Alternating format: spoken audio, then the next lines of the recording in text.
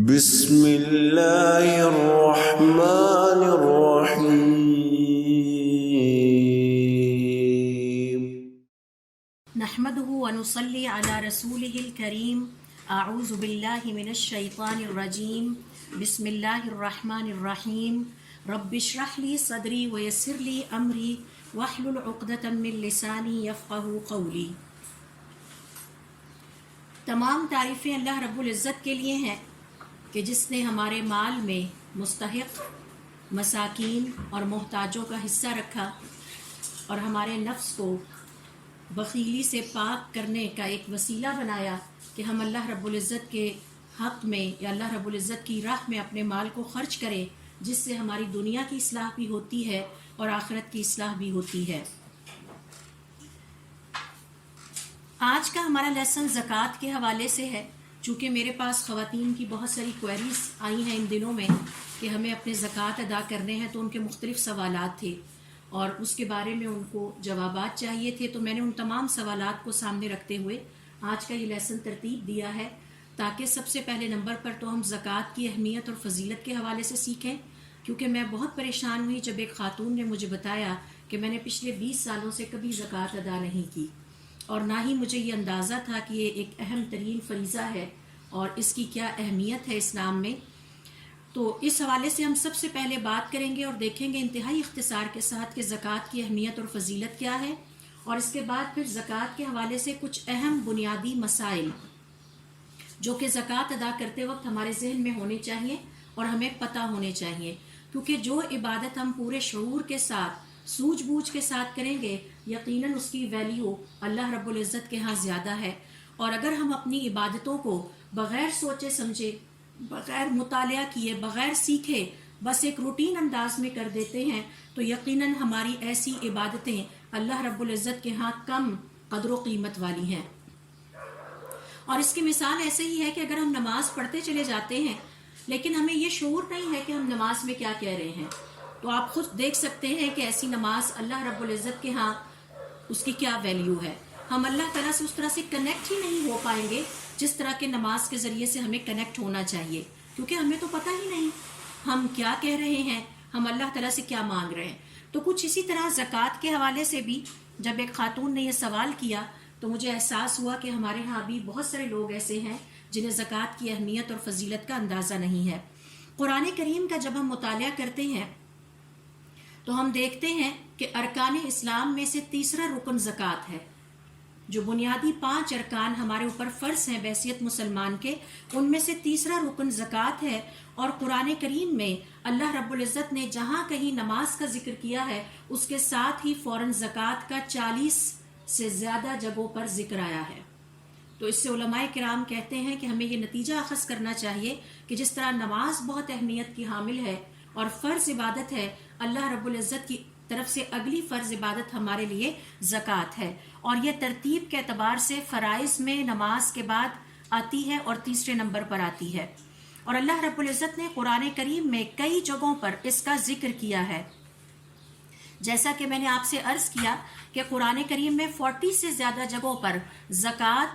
کا ذکر نماز کے ساتھ کیا گیا ہے، اور اس سے پتہ چلتا ہے کہ یہ کس قدر عظیم عبادت ہے، اہم ترین عبادت ہے، اور اس میں اللہ رب العزت نے ہماری دنیا اور آخرت کی بہت ساری مصلحتیں رکھ دی ہیں۔ مثال کے طور پر جب ہم زکوٰۃ ادا کرتے ہیں تو گویا ہم زبان حال سے اللہ رب العزت کا شکر ادا کر رہے ہوتے ہیں کہ اے اللہ تعالیٰ تو نے جو ہمیں مال عطا کیا ہے، اس مال کی نعمت کے شکرانے کے طور پر ہم اللہ رب العزت کی راہ میں فقیروں، محتاجوں اور مساکین تک یہ زکوٰۃ پہنچاتے ہیں۔ پھر اسی طرح سے زکوٰۃ ادا کرنے پر ہمیں ایک اور اجر اور ثواب یہ ملتا ہے کہ اللہ رب العزت کی اطاعت گزاری اور فرما برداری، اللہ تعالیٰ نے ہمیں حکم دیا ہے، ہمارے اوپر فرض قرار دیا ہے کہ ہم زکوٰۃ ادا کریں۔ تو جب ہم زکوٰۃ ادا کرتے ہیں تو مثال کے طور پر پہلا ہمیں فائدہ اور اجر اس کا یہ ملتا ہے کہ ہم اللہ تعالیٰ کا شکر ادا کر رہے ہیں کہ اللہ تعالیٰ تو نے ہمیں جو مال کی نعمت سے نوازا ہے اس پہ ہم آپ کے شکر گزار ہیں۔ دوسرا ثواب ہمیں ملتا ہے مثال کے طور پر، یہ سب میں ذکر نہیں کر سکتی یہاں پہ، کہ اللہ رب العزت کا کہنا ماننے یا دوسرے الفاظ میں اللہ رب العزت کے حکم کو بجا لانے کا ثواب۔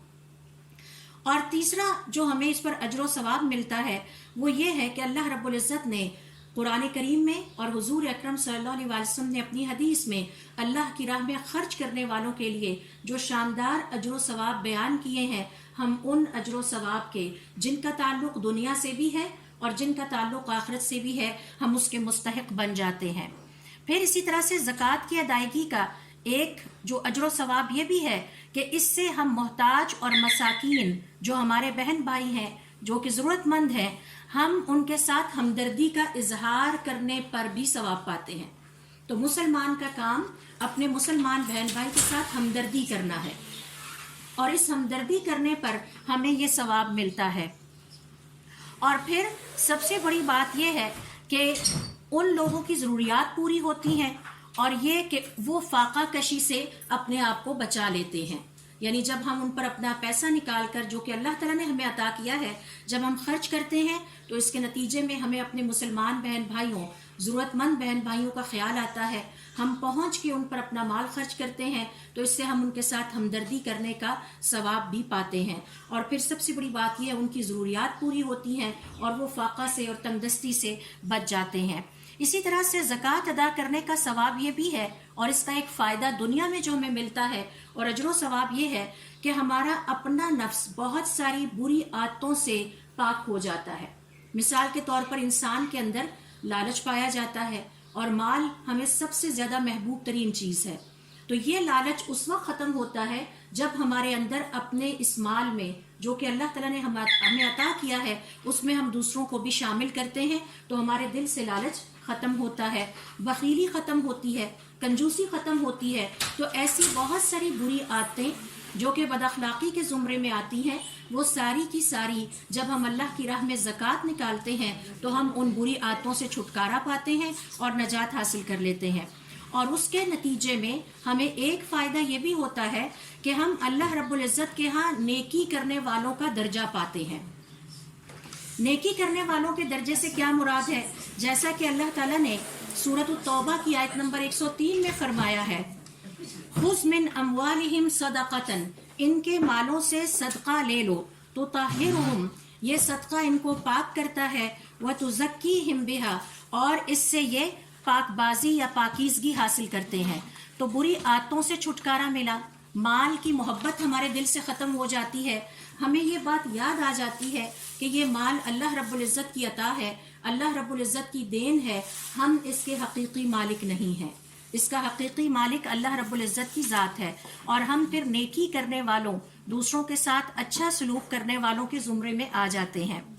سورۃ المائدہ کی آیت نمبر 93 میں اللہ رب العزت نے اس اعزاز کا ذکر کیا ہے اور ہمیں سمجھایا ہے، وَأَحْسِنُوا، اور دوسروں کے ساتھ اچھا سلوک کرو، وَاللَّهُ يُحِبُّ الْمُحْسِنِينَ، اللہ تعالیٰ دوسروں کے ساتھ اچھا سلوک کرنے والوں سے محبت رکھتا ہے۔ تو جب آپ زکوٰۃ نکالیں گے تو آپ دوسروں کے ساتھ اچھا سلوک کر رہے ہوں گے، آپ کو دوسرا ثواب یہ ملے گا کہ آپ ان کے ساتھ ہمدردی کر رہے ہیں، تیسرا ثواب یہ ملے گا کہ آپ نے ان کی ضروریات پوری کی، چوتھا ثواب یہ ملے گا کہ آپ نے ان کی غمخواری کی، ان کو فاقے سے بچا لیا، ان کو تنگ دستی سے بچا لیا، ان کو کسی بیماری میں ختم ہونے سے بچا لیا۔ تو اللہ رب العزت کو ایسے نیکی کے کام کرنے والے بہت محبوب ہیں۔ تو آپ زکوٰۃ کے نتیجے میں، زکوٰۃ ادا کرنے کے نتیجے میں اللہ تعالیٰ کے محبوب بندوں میں شامل ہو جاتے ہیں۔ یہ وہ چند اعزاز ہیں جو اللہ تعالیٰ نے زکوٰۃ ادا کرنے والوں کے لیے قرآن کریم میں بیان کیے ہیں۔ حضور اکرم صلی اللہ علیہ وسلم حدیث قدسی میں فرماتے ہیں کہ اللہ تعالیٰ کا ارشاد ہے، یبن آدم، اے آدم کے بیٹے، انفق، خرچ کر، انفق علیکا، میں تم پر خرچ کروں گا۔ آپ خرچ کریں گے، اللہ تعالیٰ آپ پر خرچ کریں گے، کیونکہ اسلام کا یہ اصول ہے کہ بدلہ عمل جیسا ہوتا ہے۔ آپ کسی کے ساتھ ہمدردی کریں گے، آپ کے ساتھ اللہ تعالیٰ کوئی ہمدردی کرنے والا پیدا کر دے گا۔ آپ کسی کی مشکل آسان کریں گے، اللہ تعالیٰ آپ کی مشکل آسان کر دے گا۔ آپ کسی پر خرچ کریں گے، اللہ تعالیٰ کی ذات آپ کے اوپر خرچ کرے گی، اور یہ اللہ تعالیٰ کا وعدہ ہے، اور اللہ تعالیٰ کے وعدے ہمیشہ سچے ہوتے ہیں۔ اسی طرح سے علماء کرام کا یہ کہنا ہے کہ جب ہم قرآن کریم کا مطالعہ کرتے ہیں اور حضور اکرم صلی اللہ علیہ وسلم کی احادیث کا مطالعہ کرتے ہیں تو ہم دیکھتے ہیں کہ زکوٰۃ روک لینے یا زکوٰۃ ادا نہ کرنے کے نقصانات بھی بہت زیادہ ہیں، اور ان میں سے کچھ نقصانات کا تعلق دنیا کی زندگی سے ہے اور کچھ نقصانات کا تعلق آخرت کی زندگی سے ہے۔ یعنی زکوٰۃ ادا نہ کرنے والا دنیا میں بھی مشکلات کا شکار ہوگا. ظاہر ہے کہ جب اللہ رب العزت کے غضب کو مول لیں گے تو مشکلات تو ہوں گی اور پریشانیاں بھی آئیں گی، اور آخرت کی زندگی میں بھی اس کے نتیجے میں بہت ساری مشکلات پیش آ سکتی ہیں. علماء کرام کا یہ کہنا ہے کہ ذرا شریعت کا مطالعہ کر کے دیکھیے کہ جو لوگ زکوٰۃ ادا نہیں کرتے انہیں ہماری شریعت سکھاتی ہے کہ اس کے نتیجے میں ان کا مال تلف ہو جاتا ہے، برباد ہو جاتا ہے، ختم ہو جاتا ہے. اور یہ حدیث ہے اماں عائشہ رضی اللہ تعالیٰ عنہ کی، جو کہ بیان فرماتی ہیں کہ حضور اکرم صلی اللہ علیہ وسلم نے فرمایا ما خالطت الزکاة مالا قط الا اہلکتہ. زکوٰۃ جب کسی مال میں مل جاتی ہے تو اس مال کو ہلاک کر دیتی ہے، ضائع کر دیتی ہے، تباہ کر دیتی ہے. یعنی زکوٰۃ کا مال میں مل جانے سے مراد کیا ہے کہ اگر کسی مال میں سے زکوٰۃ ادا نہیں کی گئی. پھر اسی طرح سے ہم دیکھتے ہیں اکثر ارد گرد ہمارے ہاں ایسے واقعات رونما ہوتے ہیں جس میں ہم دیکھتے ہیں کہ کسی کا مال ضائع ہو گیا، ساری زندگی کی محنت کے باوجود وہ مال اس کے کام نہ آ سکا، یا مال ہے، اکاؤنٹس بھی ہیں لیکن فریز ہو چکے ہیں اور ان کو استعمال کرنے کے قابل نہیں. تو یہ وہ واقعات ہیں جو اکثر ہم اپنی آنکھوں سے بھی دیکھتے ہیں. یہ سب کی سب دراصل اس بات کی طرف اشارہ ہے کہ زکوٰۃ روک لینے والوں کے مال کو اللہ رب العزت تباہ کر دیتے ہیں، برکت سے خالی کر دیتے ہیں. مال ہونے کے باوجود انسان مطمئن اور خوشگوار زندگی بسر نہیں کرتے. اسی طرح سے حضور اکرم صلی اللہ علیہ وسلم کی احادیث کے مطالعے سے پتہ چلتا ہے کہ زکوٰۃ روک لینے والوں یا زکوٰۃ روک لینے والی قوم کو اللہ کی طرف سے ایک سزا یہ بھی ملتی ہے کہ ایسے لوگوں کی بارش روک لی جاتی ہے، ایسی قوم کی بارش روک لی جاتی ہے. اور بارش سے ہم جانتے ہیں انسانوں کی بھی زندگی ہے، چوپایوں کی بھی زندگی ہے، اور اسی سے ہمارے پھل، پودے، پھول اور کھیتیاں پلتی اور بڑھتی ہیں. تو حضور اکرم صلی اللہ علیہ وسلم اپنی حدیث میں فرماتے ہیں کہ جب بھی کوئی قوم اپنے مال کی زکوٰۃ روک لیتی ہے اللہ تعالیٰ آسمان سے بارش کو روک لیتے ہیں.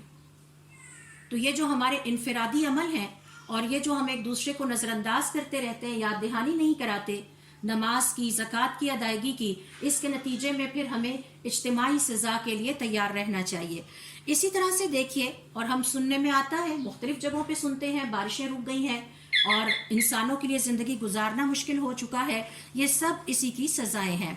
آخرت میں جو سزائیں اللہ تعالیٰ نے زکوٰۃ روک لینے والوں کی رکھی ہیں وہ کیا ہیں؟ سورۃ التوبہ کی آیت نمبر 34 سے 35 دیکھیے، جس میں اللہ رب العزت کا ارشاد ہے وَالَّذِينَ يَكْنِزُونَ الذَّهَبَ وَالْفِضَّةَ، اور جو جوڑ جوڑ کے خزانے بنا کے رکھتے ہیں سونے اور چاندی کو. یکنزون خزانے بنا کے رکھتے ہیں، اور اس سے مراد یہ ہے کہ جو لوگ اس میں سے اللہ تعالیٰ کا حق یعنی زکوٰۃ ادا نہیں کرتے. اور یاد رہے کہ مال میں اللہ تعالیٰ کے بھی حقوق ہیں، صرف حق نہیں ہے. پہلا اور فرض حق ہے زکوٰۃ، اس کے بعد جتنے بھی نفلی صدقات ہیں وہ سب اللہ رب العزت کے حقوق ہیں. آپ آپس میں جو رشتہ داروں پر خرچ کرتے ہیں، یتیموں پر خرچ کرتے ہیں، ویلفیئر پروجیکٹس پہ خرچ کرتے ہیں، مساکین اور محتاجوں پر جو خرچ کرتے ہیں، یہ سب اللہ رب العزت کے حقوق ہیں. یتیموں پر خرچ کرنا، حتیٰ کہ جو رشتہ دار آپ لوگ آپس میں غمی خوشی کے موقع پر لین دین کرتے ہیں، یہ سب اللہ تعالیٰ کے حقوق ہیں. اور یہ رشتہ داروں کے ساتھ حسن سلوک، اس کا ثواب ملتا ہے اگر ہم نے اس کی نیت کر رکھی ہو. اب ہم آتے ہیں آخرت کی ان سزاؤں کی طرف، اور یہ سورۃ التوبہ کی آیت نمبر 34 سے 35 ہے، جس میں اللہ تعالیٰ فرماتے ہیں وَالَّذِينَ يَكْنِزُونَ الذَّهَبَ وَالْفِضَّةَ، اور جو لوگ جوڑ جوڑ کے رکھتے ہیں اپنے سونے اور چاندی کو، یعنی اس میں سے زکوٰۃ ادا نہیں کرتے. وَلَا يُنْفِقُونَهَا فِي سَبِيلِ اللَّهِ، اور اس میں سے اللہ کی راہ میں خرچ نہیں کرتے. فَبَشِّرْهُمْ بِعَذَابٍ أَلِيمٍ، تو انہیں دردناک عذاب کی خوشخبری دے دیجئے. يَوْمَ يُحْمَى عَلَيْهَا فِي نَارِ جَهَنَّمَ، جس دن ان کو تاپا جائے گا جہنم کی آگ پر. فَتُكْوَى بِهَا جِبَاهُهُمْ، پھر ان کے اس سونے اور چاندی کو گرم کرنے کے بعد ان کی پیشانیوں کو اس سونے اور چاندی سے داغا جائے گا. وَجُنُوبُهُمْ، اور ان کی دائیں اور بائیں. وَظُهُورُهُمْ، اور ان کی پشتوں کو. هَذَا مَا كَنَزْتُمْ لِأَنفُسِكُمْ، اور پھر ان سے کہا جائے گا یہ ہے وہ سونا اور چاندی جس میں سے تم اللہ کی راہ میں خرچ نہیں کرتے تھے اور اسے جوڑ جوڑ کر دنیا کی زندگی میں اپنے لیے رکھتے رہے. فَذُوقُوا مَا كُنْتُمْ تَكْنِزُونَ، لہٰذا آج خوب مزہ چکھ لو اس کا جو تم دنیا کی زندگی میں جمع کرتے رہے اور اس میں سے اللہ تعالیٰ کے حقوق ادا نہیں کیے. یہاں علماء کرام کا یہ کہنا ہے کہ ہر وہ مال، چاہے وہ سونا اور چاندی ہے، چاہے وہ پیسہ ہے، چاہے وہ گولڈ کے فارم میں ہے یا جیولری کی فارم میں ہے یا کسی بھی شکل میں آپ کے پاس ہے، اور اس میں سے زکوٰۃ ادا نہیں ہوتی، قیامت والے دن وہ کنز یعنی وہ خزانہ کہلائے گا جس سے اس انسان کو قیامت والے دن عذاب دیا جائے گا۔ اور اس حوالے سے حضور اکرم صلی اللہ علیہ وسلم کی صرف ایک صحیح حدیث میں یہاں آپ سے شیئر کرتی ہوں، جس میں آپ صلی اللہ علیہ وسلم فرماتے ہیں، کوئی بھی سونے اور چاندی کو رکھنے والا جو کہ اس سونے اور چاندی میں سے اللہ رب العزت کا حق ادا نہیں کرتا تھا، یعنی زکوٰۃ ادا نہیں کرتا تھا، قیامت والے دن اس سونے اور چاندی کی تہیں بچھائی جائیں گی اور انہیں جہنم کی آگ میں دہکایا جائے گا، اور پھر اس کے بعد ان تہوں کو بچھا کر سونے اور چاندی کو جوڑ جوڑ کے رکھنے والے کو اس پر لٹایا جائے گا، اور اس کی پیشانی کو اور اس کی دائیں اور بائیں سائڈ کو اور اس کی بیک سائڈ کو اس سے داغا جائے گا۔ جیسے ہی یہ تہیں ٹھنڈی ہو جائیں گی، ان کی جگہ پھر نئی گرم تہیں سونے اور چاندی کی لا کے بچھائی جائیں گی، اور اسے یہ عذاب ایک ایسے دن میں ہوتا رہے گا جس کی طوالت 50,000 سال کے برابر ہے۔ ایک دن 50,000 سال کے برابر ہے، اور 50,000 سال ہماری زندگی بھی نہیں ہے دنیا کی۔ یہاں تک کہ جب اللہ تعالیٰ اپنے تمام مخلوقات کے فیصلے کر کے فارغ ہو جائیں گے، پھر اس کے بعد غور کریں گے کہ کیا اب اس کو معاف کر کے جنت کی طرف بھیجا جائے یا جہنم کی طرف بھیجا جائے۔ تو یہ صرف ایک حدیث میں یہاں آپ سے شیئر کرتی ہوں کہ جس سے پتہ چلتا ہے کہ زکوٰۃ ادا نہ کرنے کو ہماری شریعت نے کس قدر ناپسندیدگی کی نظر سے دیکھا ہے۔ اور جیسا کہ میں نے آپ سے عرض کیا، ہمارے پاس جو کچھ بھی ہے اس کے مالک ہم نہیں ہیں، اس کا حقیقی مالک اللہ رب العزت کی ذات ہے۔ یہ وقتی طور پر ہماری آزمائش کے لیے یہ مال ہمارے حوالے کیا گیا ہے۔ اسی طرح سے دیکھیے سورہ آل عمران کی آیت نمبر 180، جس میں اللہ رب العزت کا ارشاد ہے، وَلَا يَحْسَبَنَّ الَّذِينَ يَبْخَلُونَ بِمَا آتَاهُمُ اللَّهُ مِنْ فَضْلِهِ، اور ہرگز نہ سمجھیں وہ لوگ جنہیں اللہ تعالیٰ نے اپنے کسی بھی طرح کے بھی فضل سے نوازا ہے اور وہ اپنے اس فضل کے حوالے سے بخیلی کا مظاہرہ کرتے ہیں، فَهُوَ خَيْرٌ لَهُمْ، وہ بخیلی کر کے زکوٰۃ ادا نہ کر کے یہ نہ سمجھے کہ وہ بڑا نیکی کا اور اچھا کام کر رہے ہیں اور بڑی عقل مندی کا مظاہرہ کر رہے ہیں، بل ہوا شر لہم، بلکہ یہ ان کے لیے بہت ہی بدترین ثابت ہونے والا ہے، سیطوقون ما بخلوا به یوم القیامت، قیامت والے دن انہیں ان کی بخیلیوں کے طوق پہنائے جائیں گے۔ یہ طوق کیسے ہوں گے؟ جو کہ بخیلوں کے گلے میں جو اللہ رب العزت کی راہ میں زکوٰۃ ادا نہیں کرتے تھے اور اللہ رب العزت کے مال میں دیگر حقوق ادا نہیں کرتے تھے، اس کی تشریح حضور اکرم صلی اللہ علیہ وسلم کی اس حدیث سے ہوتی ہے، من آتاہ اللہ مالا، جسے اللہ رب العزت نے مال عطا کیا، فلم یؤدی زکاتہ، اور اس نے اپنے مال کی زکوٰۃ ادا نہیں کی، مثل لہ شجاعا اقرا، تو آخرت کی زندگی میں اس کا مال ایک انتہائی زہریلے بڑے سانپ کی شکل اختیار کرے گا، جس کی آنکھوں کے ارد گرد 2 نقطے ہوں گے اور اس کے گردن میں طوق کی طرح پہنا دیا جائے گا، پھر وہ اس کے دونوں جبڑوں کو پکڑ کر کہے گا، میں ہی تیرا مال ہوں، میں ہی تیرا مال ہوں اور تیرا خزانہ ہوں۔ ان کا حال قیامت کے دن یہ ہوگا کہ ان کا وہ خزانہ زہریلا سانپ بن کر ان کے جبڑوں کو چیرے گا، اور پھر یہ جو دولت کے پجاری لوگ ہیں جو کہ دنیا کی زندگی میں اپنی دولت میں سے اللہ رب العزت کا حق نہیں نکالتے تھے، جنہوں نے دنیا میں سے خزانہ بنا بنا کر رکھا اور اس کی زکوٰۃ ادا نہیں کی، ان کا یہ جو مال ہے ان کے گلے میں جب ایک بہت بڑے سانپ کی طرح طوق بنا کر ڈالا جائے گا تو یہ سانپ انہیں کاٹے گا اور ان کے جسم کو زہر سے بھر دے گا، جس سے ان کے دکھ اور تکلیف میں اور ان کے عذاب میں اضافہ ہوتا چلا جائے گا، اور پھر یہ جو سانپ ہے جو طوق بنا کر ان کے گلے میں ڈالا جائے گا، یہ ان کو اسی طرح سے ڈستا رہے گا اور تکلیف میں مبتلا کرتا رہے گا۔ اور یہ بھی یاد رہے، ذہن میں یہ بھی بات رہے کہ یہ جو عذاب ہے یہ محض چند لمحوں کا نہیں ہوگا، بلکہ قیامت کی زندگی ہمیشگی کے لیے ہے، اور ایک دن 50,000 سال کے برابر ہے۔ تو یہ اللہ رب العزت کی ذات ہی فیصلہ کرے گی کہ کس کو کتنا عرصہ اس عذاب سے گزرنا ہوگا، کیونکہ دنیا کی زندگی میں اس نے اپنے مال کی زکوٰۃ ادا نہیں کی تھی۔ اب یہ جو زکوٰۃ ادا نہ کرنے والے لوگ ہیں، ان کے بارے میں ہماری شریعت کیا کہتی ہے؟ ان کے بارے میں ہماری شریعت یہ کہتی ہے، اگر آپ کو پتہ چل جائے کہ آپ کا کوئی بہن بھائی عزیز رشتہ دار یا دوست احباب میں سے کوئی زکوٰۃ ادا نہیں کرتا، تو اس کو چھوڑیں نہیں، اس کو سمجھائیں، اس کو نصیحت کریں اور اس کو سختی سے کہیں، کیونکہ ہمارے ایک تابعی کہا کرتے تھے کہ جب آپ خود تو نماز پڑھ لیں اور ارد گرد دیکھیں کوئی نماز نہیں پڑھ رہا اور اسے کچھ نہیں کہتے تو سب کو سزا برابر ہی ملے گی۔ یہ سب کا فرض ہے کہ اپنے ماحول میں اللہ رب العزت کی جو نافرمانیاں ہوتے دیکھتے ہیں ان سے روکا جائے اور ترغیب دی جائے کہ اللہ تعالیٰ کی فرما برداری کے راستے پر آئیں۔ تو یہ لوگ جو زکوٰۃ ادا نہیں کرتے، انہیں چاہیے کہ وہ ان کو چھوڑے نہیں، بلکہ ایسے لوگوں کو سمجھائیں، نصیحت کریں، اور اگر بادشاہ وقت ہے جس کے ہاتھ میں اتھارٹی ہے اور کنٹرول ہے، اسے چاہیے کہ سمجھانے کے باوجود اگر لوگ باز نہ آئے تو وہ ان سے طاقت کے بل بوتے پر زکوٰۃ لے لے۔ یہ حق دیا گیا ہے مسلمان حکمران کو،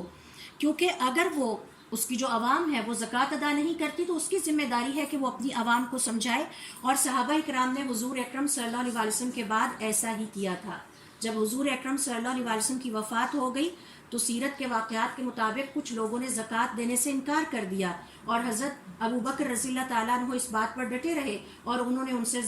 طاقت کے بل بوتے پر زکوٰۃ وصول کر لی۔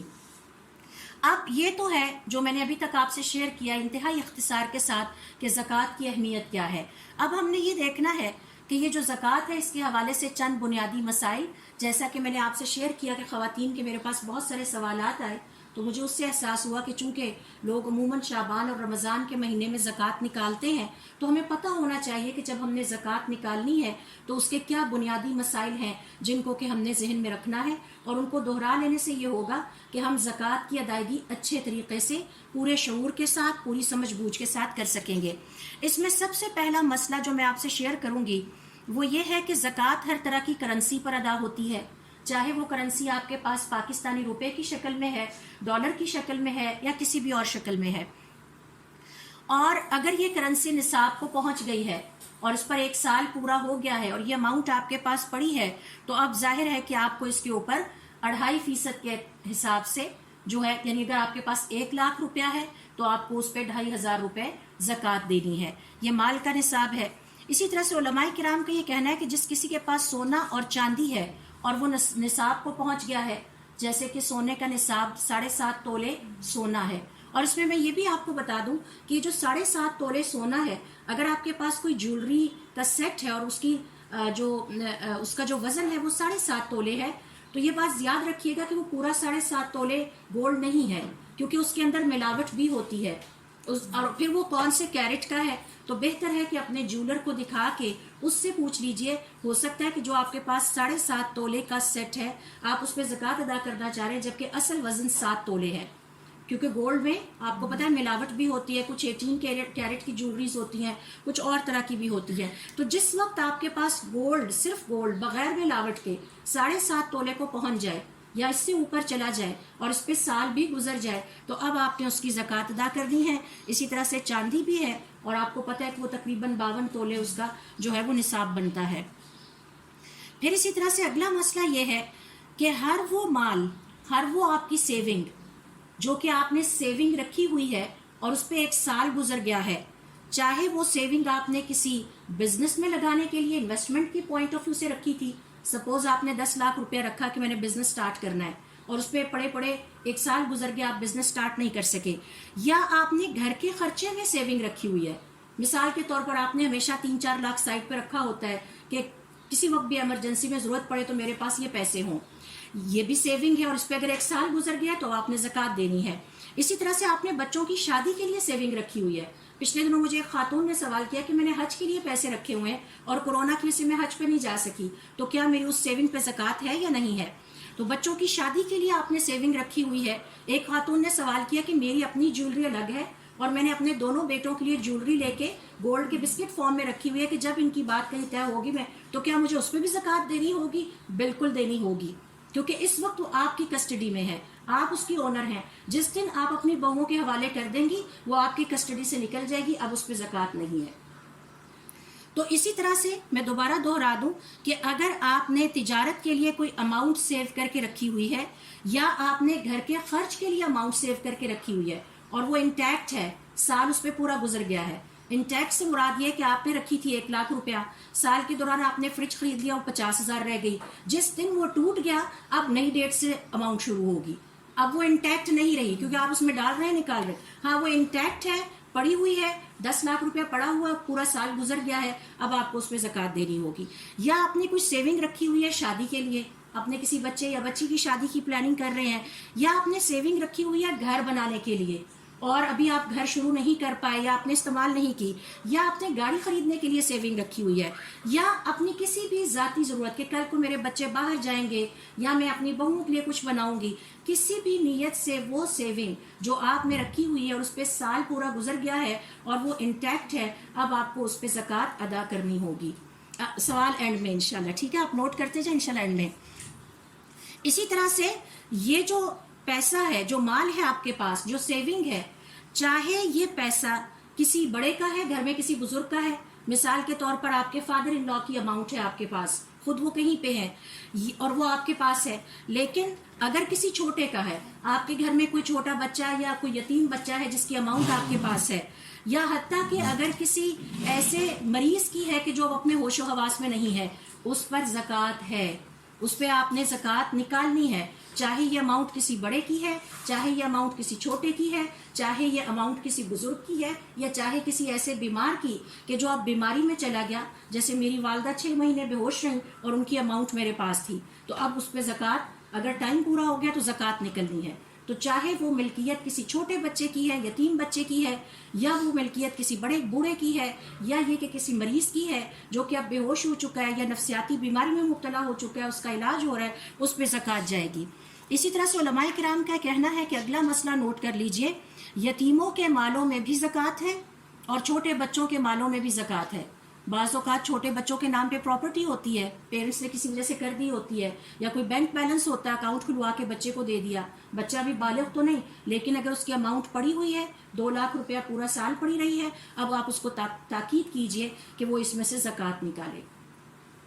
پھر اسی طرح سے یہ ولی کا کام ہے، یعنی گارڈین کا کام ہے کہ وہ ان لوگوں کی طرف سے زکوٰۃ ادا کرے، یتیم کی طرف سے اس کے مال میں سے نکالے، چھوٹے بچے کے نام پہ ابھی اگر نابالغ بچے کے نام پہ ہے اس میں سے نکالے، کسی بزرگ کے نام سے ہے اس کو تاکید کرے اور وہ نکالے، کسی بیمار جو کہ اب بیمار ہے اور وہ خود اپنی چیزیں نہیں کر سکتا، اب آپ اس کے سرپرست ہیں لہٰذا آپ اس کی زکوٰۃ ادا کیجئے. اسی طرح سے اگلا مسئلہ نوٹ کر لیجئے کہ اگر آپ نے کہیں اماؤنٹ انویسٹ کر رکھی ہے، سپوز آپ نے کسی بزنس میں 8-10 لاکھ روپیہ 5 لاکھ انویسٹ کر رکھا ہے اور اس پہ آپ کو پروفٹ مل رہا ہے، تو اب آپ اس انویسٹمنٹ پلس اس کے پروفٹ پہ زکوٰۃ ادا کریں گے، چاہے پروفٹ کو بھی سال بھی نہ ہوا ہو، کیونکہ آپ کی اماؤنٹ کو سال ہو چکا ہے، آپ کے پروفٹ کو بھی 15 دن بھی گزرے ہیں آئے ہوئے، آپ نے اس پہ زکوٰۃ ادا کرنی ہے. آپ کی ایکچوئل انویسٹمنٹ اور اس کے پروفٹ کو ملا کے آپ کیلکولیٹ کر کے 2.5% کے حساب سے اپنی زکوٰۃ نکالیں گے. اسی طرح اگلا مسئلہ سن لیجئے، وہ سرکاری ملازم یا وہ ملازم کہیں بھی جو جاب کرتا ہے اور وہ ہر مہینے اپنی تنخواہ میں سے کچھ حصہ بچا لیتا ہے، سپوز آپ اپنی سیلری میں سے ہر مہینے 10,000 سائڈ پہ کرتے جاتے ہیں، زیادہ کرتے چلے جاتے ہیں، اس کو چاہیے کہ وہ اپنی اماؤنٹ کو کاؤنٹ کر کے ایک مہینہ مقرر کر لے، مثال کے طور پر یا شعبان کا یا رمضان کا، کہ میں نے اپنی سیلری میں سے اس سیونگ پہ ہر سال اتنی زکوٰۃ نکالنی ہے. تو یہ بھی اسے کرنا ہوگا، یہ نہ سمجھیں کہ یہ جو سیونگ ہے اس میں مجھے زکوٰۃ ادا نہیں کرنی، کیونکہ یہ کوسچنز میرے پاس خواتین نے مجھ سے پوچھے ہیں. پھر اسی طرح سے اگلا مسئلہ سن لیجئے، اگر آپ نے کسی کو قرض دے رکھا ہے، وہ اماؤنٹ آپ کے پاس نہیں ہے، سپوز آپ نے کسی کو 2 لاکھ دیا، آپ نے کسی بچے کو یا 5 دیا یا 10 دیا ہے اور قرض سمجھ کر دیا ہے، لیکن آپ یہ جانتے ہیں کہ جس کو قرض دیا ہے وہ مالی طور پر آسودہ ہے، میں جب کبھی بھی اس سے قرض مانگوں گی وہ مجھے واپس کرے گی یا کرے گا، اب آپ پر اس دی ہوئی اماؤنٹ پر زکوٰۃ ادا کرنا واجب ہے، کیونکہ آپ جب بھی اس سے مانگیں گی آپ کو اس کی کسٹڈی اس اماؤنٹ کی مل جائے گی. لیکن اگر آپ نے ایسے لوگوں کو قرض دیا ہے کہ جس کے بارے میں آپ کو یہ نہیں پتا، چونکہ وہ تنگ دست ہے مالی طور پر، آپ کو نہیں پتا وہ زندگی میں آپ کی اماؤنٹ ریٹرن کر پاتے ہیں یا نہیں کر پاتے، اور آپ ذہنی طور پر تیار ہیں اگر یہ کبھی نہ بھی کر پائے تو خیر ہے، تو اب ایسی اماؤنٹ کے اوپر زکوٰۃ نہیں ہے، ایسی اماؤنٹ کے اوپر زکوٰۃ نہیں ہے. اسی طرح سے اگلا سن لیجئے مسئلہ کہ اگر آپ نے اپنی اماؤنٹ کسی ایسی جگہ دے دی کہ جس کے بارے میں پتہ نہیں تھا اور نہیں ہے کہ یہ کبھی آپ کی قرض کو واپس کریں گے یا نہیں، سپوز انہوں نے 10 سال کے بعد کی اور آپ کو نہیں پتا تھا کہ 10 سال کے بعد بھی ملنی ہے کہ نہیں، اور یہ میرے ساتھ ہوا تھا اور میں نے وہاں سے اس کو پڑھنا شروع کیا تو مجھے پتا چلا ہم کتنی جہالت کا شکار ہیں کہ 10 سال گزرے اور میرا کوئی 10 لاکھ روپیہ تھا. جب میں نے مانگا تو مجھے ہنستے ہوئے کسی نے کہا اب تو اس کی اتنی زکوٰۃ بن گئی کہ وہ تو نکل گیا، ختم ہو گیا، اب آپ بھول جائیں.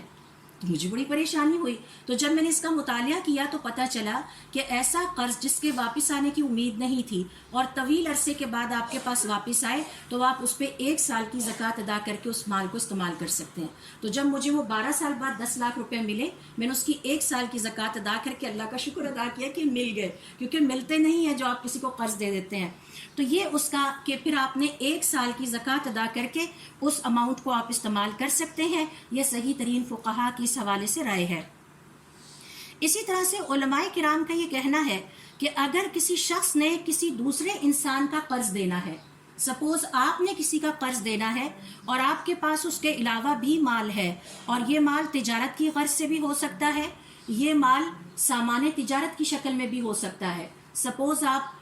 بزنس کر رہی ہیں کپڑے کا، آپ کے پاس اندر 8 لاکھ کا کپڑا پڑا ہوا ہے اور آپ نے کسی سے قرض لیا تھا. تو علماء کرام کا یہ کہنا ہے کہ کسی سے قرض لینے کا یہ قطعاً مطلب نہیں ہے کہ اب آپ زکوٰۃ ادا نہیں کریں گے. آپ کو زکوٰۃ ادا کرنی ہوگی. ہاں، بعد میں آپ اس اماؤنٹ کو جس سے قرض اٹھائیں اس کو واپس کر دیں، لیکن اس وقت زکوٰۃ ادا کرنی ہوگی، کیونکہ آپ بعد میں کسی وقت بھی اس قابل ہو جائیں گے کہ آپ زکوٰۃ کا پیسہ اتار سکتے ہیں. اسی طرح سے ایک اور سوال جو بہت ساری خواتین نے مجھ سے کیا وہ یہ کہ سامان تجارت، آج کل ماشاءاللہ آن لائن ٹرینڈ میں کیا آ گیا ہے کہ خواتین بہت بزنس میں آ گئی ہیں، گھر سے بیٹھے بزنس کر رہی ہیں،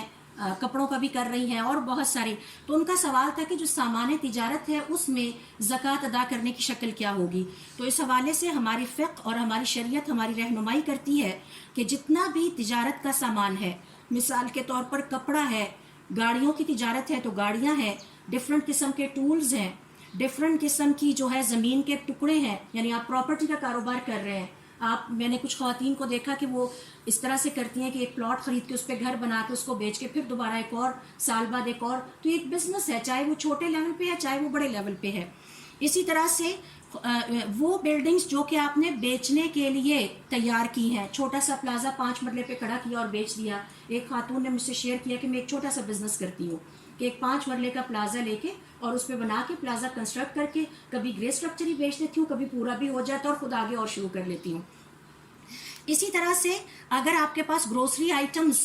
کی چیزیں ہیں، آپ گھر سے بیٹھے بزنس کر رہے ہیں، اچار بیچ رہے ہیں، پنجیریاں بیچ رہے ہیں، اس طرح کی چیزیں بیچ رہے ہیں، معقولات اور مشروبات ہیں، اور اسی طرح سے اگر ڈسپینسری کے اور کلینک کے ساز و سامان اور دوائیں ہیں آپ نے اکٹھی خرید کے رکھی ہیں، ہربلز کا جیسے آج کل خواتین بہت کر رہی ہیں، بڑا ٹرینڈ آ گیا ہے، بیوٹی پروڈکٹس کا بہت ٹرینڈ آ چکا ہے. اگر یہ ساری چیزیں ہیں، دوائیں ہیں، حتیٰ کہ کنسٹرکشن کا مٹیریل ہے اور کنسٹرکشن کے لیے جو سامان چاہیے ہے، سامان تجارت میں آپ وہ بیچتے ہیں اگر، وہ بھی اس میں آتا ہے. اسی طرح سے اگر آپ کتابیں خرید و فروخت کا کام کر رہے ہیں، تجارت کا کر رہے ہیں، وہ بھی آتا ہے. اور اسی طرح سے جتنی بھی چیزیں ہیں، یہ جتنی بھی ہوں گی، آپ نے اگر 1 سال پہلے خریدی تھی اور ابھی وہ آپ کے پاس پڑی ہوئی ہیں تو آپ نے 1 سال بعد آج کے دن کی قیمت لگا کے 2.5% سے اس کی زکوٰۃ ادا کرنی ہے. یہ نہیں کہنا کہ میں نے تو سال پہلے یہ جو کنسٹرکشن کا مٹیریل ہے 10 روپے کا خریدا تھا، آج یہ 20 کا ہو چکا ہے، میں زکوٰۃ 10 کے حساب سے دوں گی. نہیں، آج کے حساب سے آپ نے دینی ہوگی.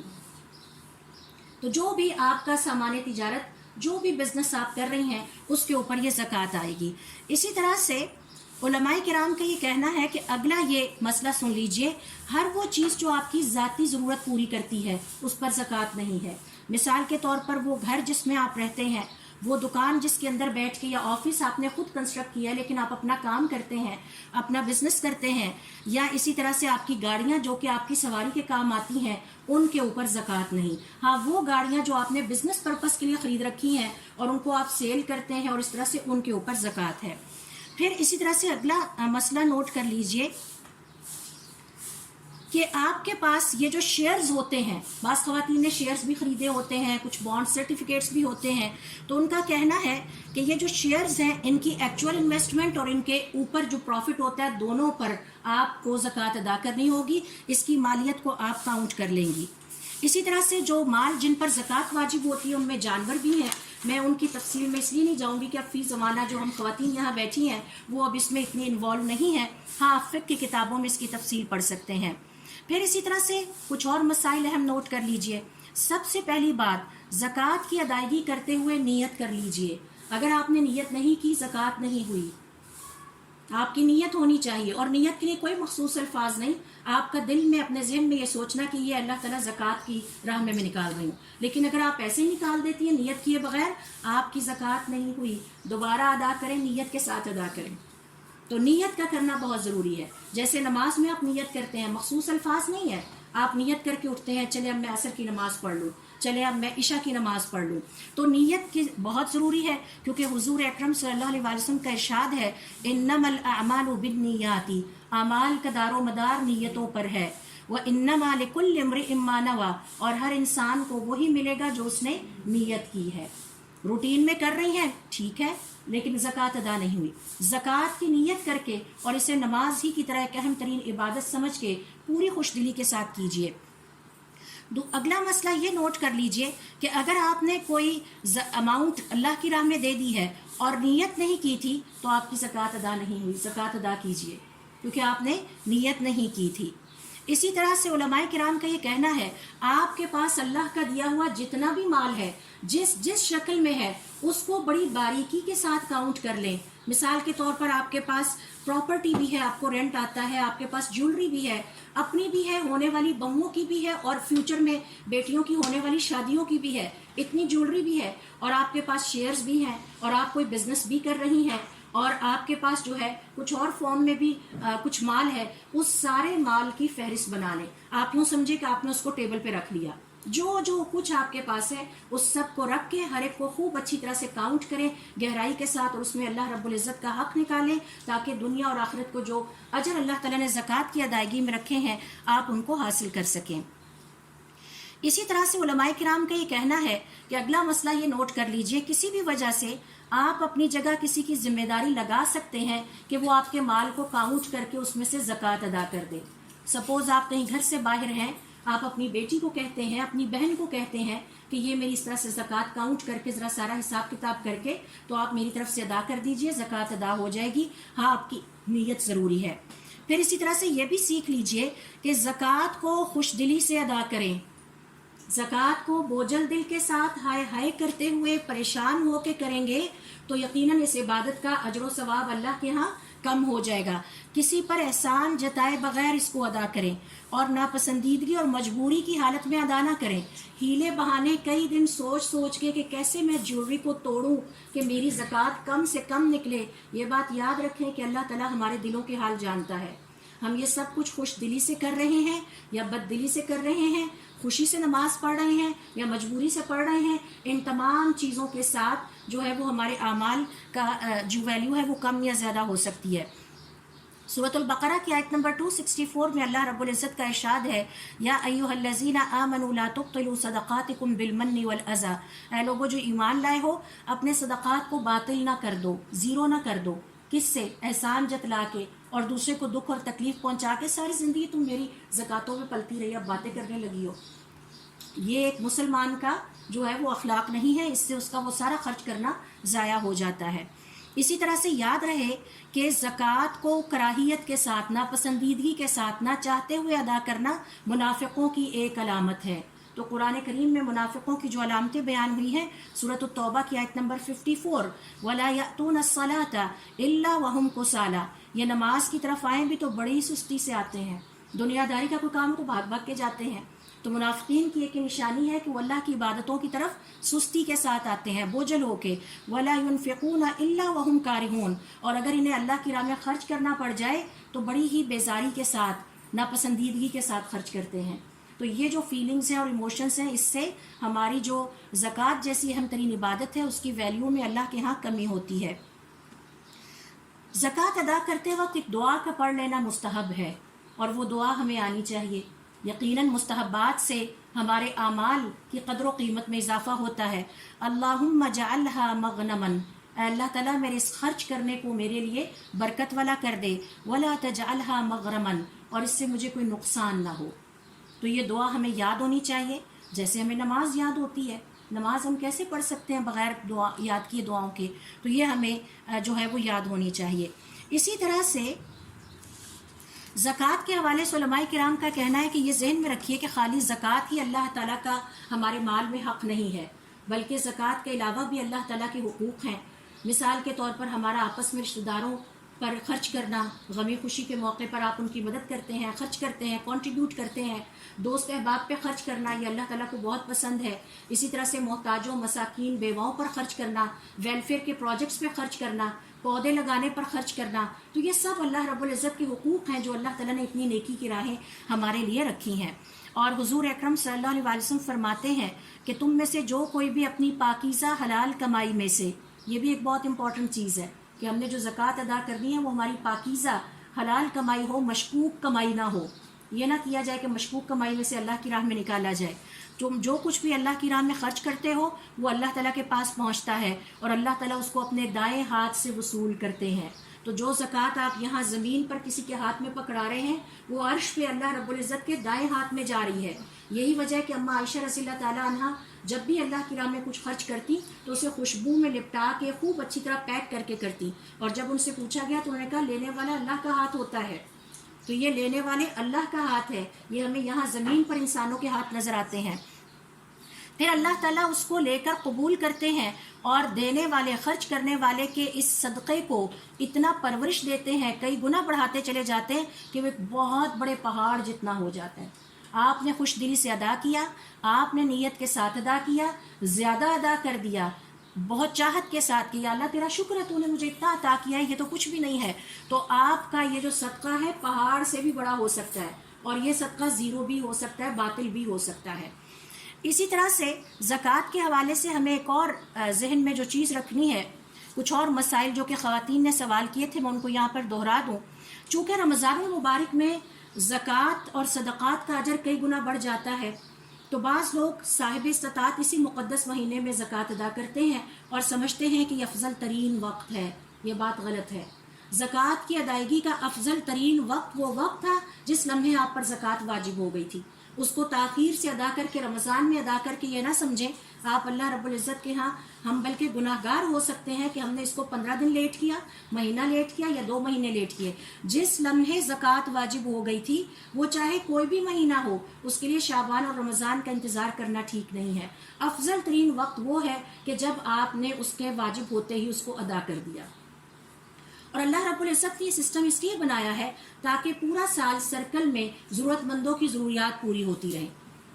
آپ خود سوچیں اگر انہیں پورا سال ان کی ضروریات پوری نہیں ہوں گی اور صرف سال کے مہینے میں ایک دفعہ ہوں گی تو ان کی مشکلات میں کتنا اضافہ ہو سکتا ہے. تو افضل ترین وقت کے حوالے سے یہ سمجھنا کہ میں شعبان میں نکالوں گی لیٹ کر کے یا میں رمضان میں نکالوں گی یہ غلط ہے. ہاں آپ جلدی نکال سکتے ہیں. آپ کے پاس کوئی ضرورت مند آ گیا، آپ دیکھتے ہیں کہ جنون ضرورت مند ہے، ابھی 1 مہینہ رہتا تھا آپ کی زکوٰۃ واجب ہونے میں، آپ نے پہلے نکال دی، وہ ادا ہو جائے گی. تو پہلے نکال دیجئے، لیکن اس کو لیٹ کرنا اور یہ سمجھنا کہ رمضان میں ہی زیادہ ثواب ہے یہ غلط ہے. اسی طرح سے زکوٰۃ کو محتاجوں تک پہنچانے کے لیے اعلیٰ حکام کو دینا جائز ہے، مگر اس کی بھی 2 شرطیں ہیں. زکوٰۃ وصول کرنے والے حکام زکوٰۃ وصول کرنے کے قابل ہوں اور وہ اس کام کے لیے تیار ہوں، ضائع نہ ہو جائے آپ کی زکوٰۃ، سسٹم ہو. اور نمبر 2، زکوٰۃ کی مکمل رقم صرف مصارف زکوٰۃ میں ہی ادا کی جائے. مصارف زکوٰۃ 7-8 جو کہ قرآن کریم میں بیان کر دیے گئے، بس ان میں لگے، ان کے علاوہ کسی نالی جگہ پہ خرچ نہ ہو.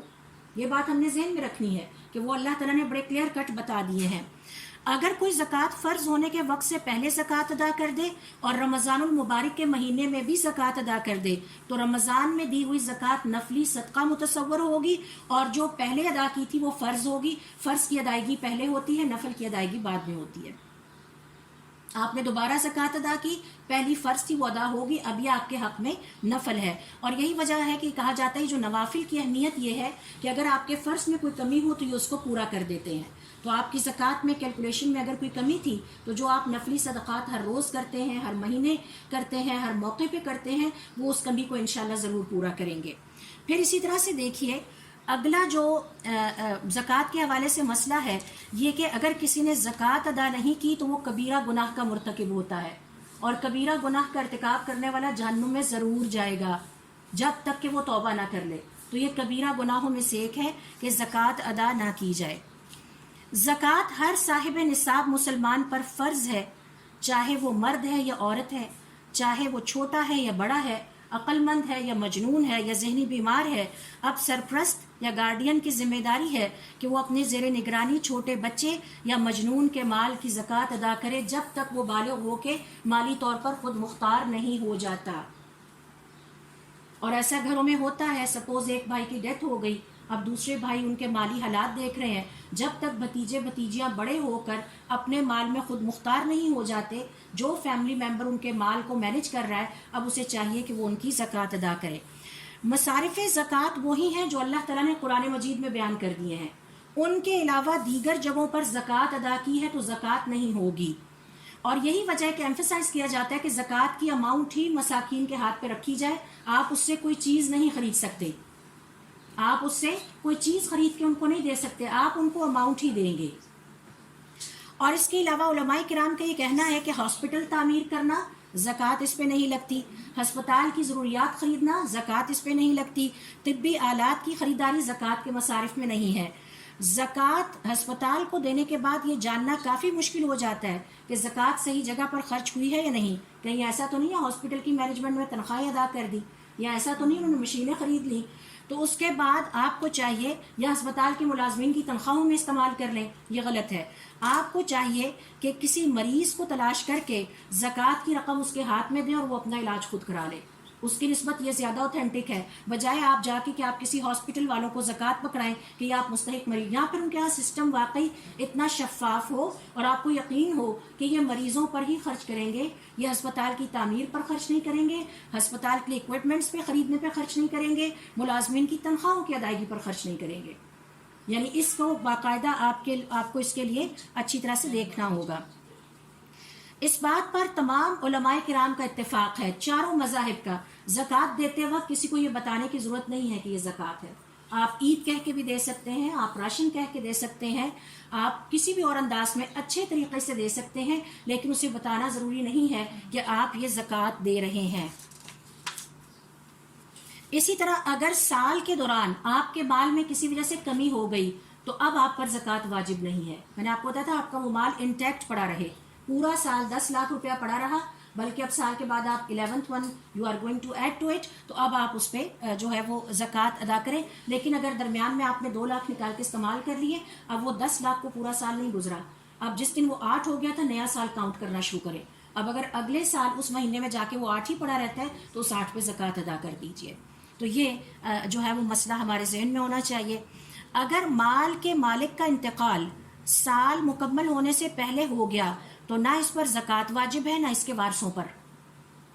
کسی کے پاس 10 لاکھ روپے تھے، 6 مہینے بعد اس کا انتقال ہو گیا، اب وارث پریشان ہے اس کی زکوٰۃ ادا کریں کہ نہ کریں، سال مکمل نہیں ہوا، نہ مالک پر جو کہ جس کا انتقال ہو گیا نہ اس پر زکوٰۃ ہے، نہ وارثوں پر اس کی زکوٰۃ ہے۔ لیکن اگر اس کے مرنے کو سال گزر گیا، اب اس کے ہر وارث پر زکوٰۃ واجب ہے، یعنی وہ اپنے اپنے حصے کی زکوٰۃ ادا کرے، کیونکہ وہ مال تقسیم ہو گیا، تقسیم ہو کے سیونگ کی شکل میں چلا گیا، اب ہر وارث کو چاہیے کہ وہ اپنے اپنے حصے کی زکوٰۃ ادا کر لے۔ زکوٰۃ کی ادائیگی کے لیے نیت شرط ہے، نیت کے بغیر زکوٰۃ کی ادائیگی نہیں ہو سکتی۔ اگر کسی نے اپنا مال اللہ کی راہ میں صدقہ کر دیا اور پھر دل میں یہ سوچا کہ اللہ تعالیٰ میرے اس مال کو زکوٰۃ سمجھ لے تو یہ غلط ہے۔ آپ کو نئے سرے سے مال نکالنا ہوگا، اور اس نیت، کیونکہ اس وقت آپ کی نیت صدقے کی تھی، آپ کی نیت زکوٰۃ کی نہیں تھی، اب آپ نیت کو تبدیل نہیں کر سکتے۔ جس کسی نے اپنے والد کی طرف سے ان کی اجازت کے بغیر زکوٰۃ ادا کر دی تو وہ زکوٰۃ صحیح نہیں ہے۔ والد سے پوچھے بغیر، ان سے ڈسکس کیے بغیر، ان کی اجازت کے بغیر، یہ ایسے ہی جیسے کوئی کسی کی نماز پڑھ دے، بھئی کیوں آپ نے پڑھی کسی کی؟ والد صاحب سے پوچھ لیں، اگر وہ کہیں کہ میری زکوٰۃ ادا کر دیں تو پھر تو آپ زکوٰۃ ادا کریں، ورنہ نہیں۔ اور اجازت سے مراد یہ ہے کہ زکوٰۃ کی نیت اور ارادہ، ٹھیک ہے، کیونکہ والد کو اپنے مال کا پتہ ہے نا، تو آپ کسی کی زکوٰۃ پوچھے بغیر ادا نہیں کر سکتے۔ پھر ایک اور اہم مسئلہ، خواتین کی جو جیولری ہے، سونے کے زیورات ہیں، وہ اس کی زکوٰۃ ادا کرنا شوہر پر فرض نہیں ہے، وہ عورت نے خود ادا کرنی ہوگی۔ اب سوال یہ پیدا ہوتا ہے، جیسے ایک بچی نے پوچھا جی مجھے میرے پیرنٹس نے کوئی 17 تولہ کے قریب جو ہے وہ جیولری دی شادی پہ، اور اب 1 سال ہو گیا ہے، تو میرا تو کوئی ایسا سورس آف انکم نہیں ہے سوائے اس کے کہ جو ہسبینڈ میرے خرچ دیتے ہیں، اور ان میں سے اتنے پیسے نہیں بچتے کہ میں اس 17 تولے پہ زکوٰۃ ادا کروں۔ تو میں نے ان سے کہا کہ آپ پھر اسی جیولری میں سے کوئی چیز نکال کے سیل کر کے زکوٰۃ ادا کر دیں، تو پھر میری تو جیولری کم ہو جائے گی۔ میں کہا یہ تو ہوگی یہ تو ہوگی، کم تو وہ ہوگی، لیکن اب آپ کے وہ یہ سمجھ رہی تھی بچی، شادی کو ابھی 1 سال ہوا، انہوں نے مجھے بتایا وہ یہ سمجھ رہی تھی کہ اب میرے شوہر پر یہ فرض ہے، چونکہ وہ مجھے خرچ دیتے ہیں، وہ کماتے ہیں، تو وہ میری جیولری کی زکوٰۃ ادا کریں گے۔ ایسا نہیں ہے، جو مالک ہے اس کے پاس پیسے ہیں یا نہیں ہے، یہ اس کا فرض ہے کہ وہ زکوٰۃ ادا کرے، اسی جیولری میں سے نکال کے کچھ اللہ تعالیٰ کی راہ میں دے دے، جب تک کہ وہ کم ہو کے 7.5 تولے پہ نہیں آ جاتا۔ تو یہ ایک اہم ترین مسئلہ جو کہ خواتین کے ذہنوں میں ہوتا ہے کہ شاید مرد حضرات کی ذمہ داری ہے کہ وہ ہماری جیولری کی زکوٰۃ ادا کریں۔ مالک اب چونکہ بیوی ہے لہٰذا اس کو ملنی چاہیے۔ زکوٰۃ کا مستحق کون ہے؟ زکوٰۃ کے مستحق کی 3 شرطیں ہیں۔ نمبر 1، جس کے پاس کوئی سورس آف انکم نہیں ہے، مجبور ہے، تنگ ہے۔ نمبر 2، سورس آف انکم ہے لیکن بیسک نیسیسٹیز بھی پوری نہیں ہو رہی، بنیادی ضروریات بھی پوری نہیں ہو رہی۔ آٹا خرید لیتے ہیں تو دودھ نہیں خرید پاتے بچے کے لیے، دودھ خرید لیتے ہیں تو مریض کا علاج نہیں کر پاتے۔ اور تیسری شرط یہ ہے کہ اس کے پاس ریسورسز تو ہوں لیکن کسی بدترین حالات کی وجہ سے وہ اس وقت اپنے ریسورسز کو استعمال نہ کر پا رہا ہو۔ جیسے مثال کے طور پر کسی کے اکاؤنٹس فریز کر دیے گئے، اب وہ اپنے اکاؤنٹس میں سے پیسہ نکال کے استعمال ابھی نہیں کر سکتا، تو ایسے میں اس پر یا مسافر پہ زکوٰۃ آتی ہے چاہے وہ امیر ہی کیوں نہ ہو، کیونکہ اب وہ اپنے مال سے کہیں دور ہے اور کسی ایسی جگہ پہ پھنس چکا ہے جہاں اس کا مال اس کے کام نہیں آ سکتا۔ اگلا سوال خواتین پوچھتی ہیں کہ یہ جو گھر میں ہمارے پاس خواتین آتی ہیں کام کاج کے لیے، کیا ہم ان کو زکوٰۃ دے سکتی ہیں؟ جی بالکل، گھریلو ملازمین کو آپ زکوٰۃ دے سکتی ہیں لیکن ایک شرط کے ساتھ، ان سے ایکسٹرا کام نہ لیں۔ یہ سوچنا کہ میں نے اس کو زکوٰۃ دی ہے اب میں اس سے ایکسٹرا کام لوں، یا یہ گلا کرنا کہ میں تو اس پہ اتنا خرچ کرتی ہوں اور یہ تو اٹھا کے گلاس بھی ادھر سے ادھر نہیں کرتی اور نکل جاتی ہے۔ بھائی اگر وہ اس کا کام نہیں تو اب زکوٰۃ دینے کی وجہ سے آپ اس سے ایکسپیکٹ نہ کریں، اور یہ گلا بھی کرنا غلط ہے کیونکہ یہ کسی کو جتانے کے زمرے میں آتا ہے اور اس سے آپ کی زکوٰۃ والی عبادت جو ہے وہ باطل ہو جاتی ہے، نل اینڈ وائڈ۔ تو اس چیز سے ہم نے بچنا ہے کہ اگر ہم اپنے گھریلو ملازمین کو زکوٰۃ دیتے ہیں تو نمبر 1 تو انہیں بتانا ضروری نہیں، نمبر 2 ان سے یہ کبھی توقع نہ کریں کہ اس کے بدلے میں وہ آپ کے ساتھ کوئی حسن سلوک کا مظاہرہ کریں گے اور آپ کے کچھ ایکسٹرا کام بھی کر دیں گے، کیونکہ آپ نے ان کو جو اجرت دی ہے وہ اجرت ہے اور یہ زکوٰۃ اللہ کا حق ہے، یہ اس کے اوپر کوئی ایسا احسان نہیں ہے۔ تو یہ وہ چند سوالات تھے جو میرے پاس زکوٰۃ کے حوالے سے ان دنوں میں خواتین کی طرف سے آئے، اور میں نے سوچا کہ میں آپ لوگوں سے بھی اس کے جوابات شیئر کر دوں تاکہ ہم زکوٰۃ جیسی اہم ترین عبادت کو انتہائی تسلی اور توجہ کے ساتھ اور انتہائی خشوع اور خضوع کے ساتھ اور خوش دلی کے ساتھ اللہ تعالیٰ کی راہ میں سر انجام دے سکیں۔ تو اللہ تعالیٰ ہمیں ہمت اور توفیق عطا فرمائے کہ ہم اپنے دین کو سیکھنے کے لیے وقت نکالیں تاکہ ہم اپنی ہمیشہ رہنے والی آخرت کو سنوار سکیں۔ سبحانک اللہم و بحمدک اشہد ان لا الہ الا انت استغفرک و اتوب الیک۔